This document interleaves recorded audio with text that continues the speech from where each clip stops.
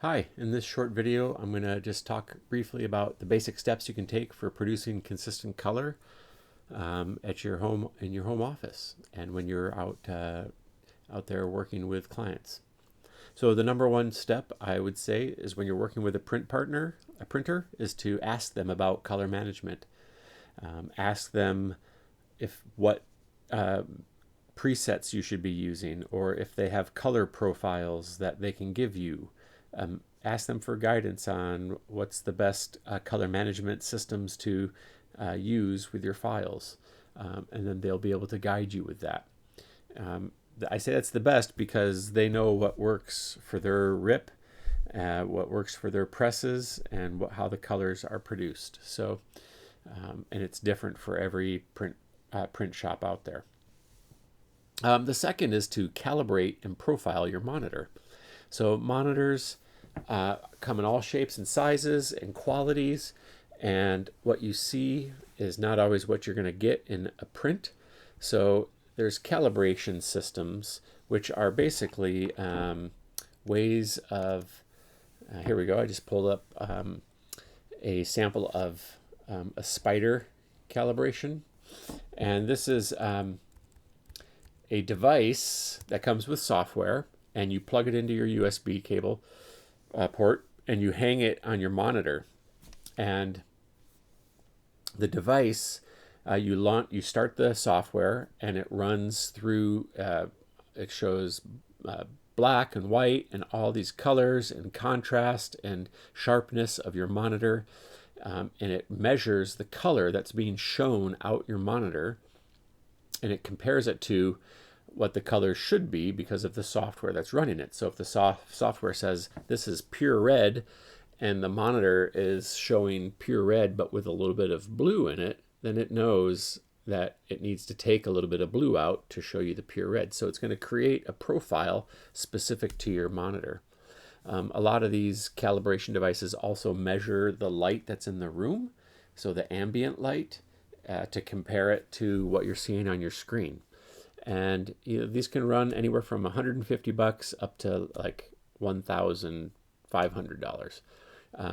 And sometimes you need to calibrate your monitor once a week or once every 2 weeks, depending on the quality and age of your monitor. So there's a whole way to go about doing it, but calibrating your monitor, and it creates a profile, and then you use that profile in the Adobe applications to say, this is my monitor and this is what color should be looking like. So calibrating your monitor, certainly if you're freelance and you're doing work, you're going to want to calibrate your monitor. It's worth an investment.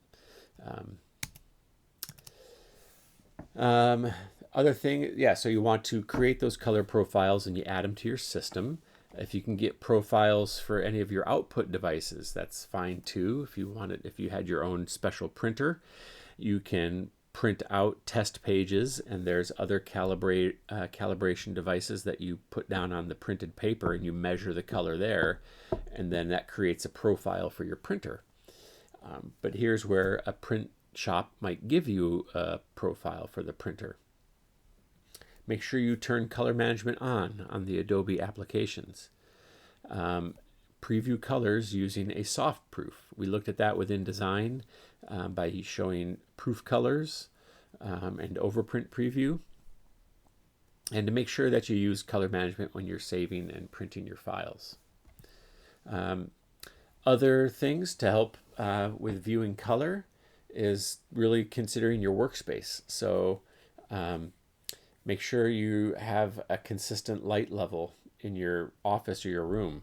So if you're working in a room with a big window and it's bright and sunny in the morning and then cloudy in the afternoon, that light is going to change how you're seeing color.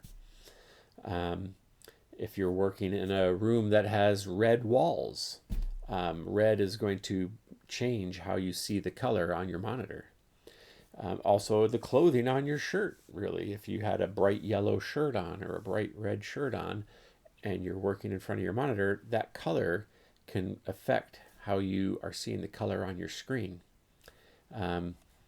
removing the colorful background patterns from your desktop. So real designers and photographers, they change their desktop to just flat gray. And there's flat gray pre-made desktop patterns that are just flat gray, like 50% gray, not dark gray, not light gray, but medium gray. It's dull and boring, but you know what? It doesn't change how your eye sees the color. And that, especially if you're working on a monitor and you got the photo there and then your background, your desktop pattern behind it. And then when you do print out some things, take it out into, the real world, like bring it outside, bring it into fluorescent lighting, bring it into different lighting. I tell this story about a friend of mine who is a freelance designer, and he went and spent hours and hours preparing his office to be a great color viewing area. So he installed lighting in his office that was this 5,000 Kelvin D50 lighting. So it was it eliminated any blue casting stuff, and he had like these ring of small lights above his desk, and he had a couple of them on the sides of his monitors so that he could hold paper under them.